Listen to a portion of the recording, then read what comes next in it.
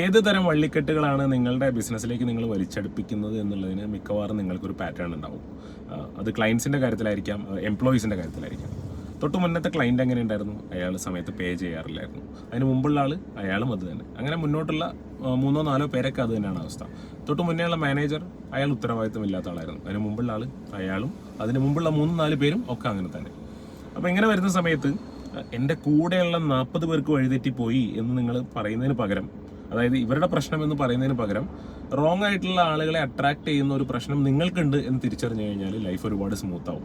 ഇത് ബിസിനസ്സിൻ്റെ കാര്യത്തിൽ മാത്രമല്ല, പലപ്പോഴും റിലേഷൻഷിപ്പിൻ്റെ കാര്യത്തിലൊക്കെ പറയാറുണ്ട്. തൊട്ട് മുന്നേ ഉള്ള ആൾ, അയാൾ എന്നെ തേച്ചിട്ട് പോയി. അതിന് മുമ്പുള്ള 1, 2, 3, 4 കാമുകന്മാരോ അല്ലെങ്കിൽ കാമുകിമാരൊക്കെ എന്നെ തേച്ചിട്ട് പോയി എന്ന് പറയാറുണ്ട്. ആ തേച്ചിട്ട് പോകപ്പെട്ട അവസ്ഥയെ മനസ്സിലാക്കാതിരിക്കുകയല്ല, പക്ഷേ നിങ്ങളുടെ ഫിൽറ്ററിങ് കുറെ കൂടി ബെറ്റർ ആയി കഴിഞ്ഞാൽ നിങ്ങൾക്ക് ബെറ്റർ ആയിട്ടുള്ള ഒരു പാർട്ട്ണറെ കിട്ടും. അത് തന്നെയാണ് കമ്പനീസിൽ നേരത്തെ പറഞ്ഞ പോലെ എംപ്ലോയീസിൻ്റെ കാര്യത്തിൽ, ക്ലയൻസിൻ്റെ കാര്യത്തിൽ സംഭവിക്കുന്നത്. എന്തോ ഒരു വൈബ്, ആളുകളിൽ കാണുന്ന എന്തോ ഒരു ബിഹേവിയർ ഇമ്മീഡിയറ്റ്ലി നിങ്ങളെ അട്രാക്ട് ചെയ്യുന്നുണ്ട്.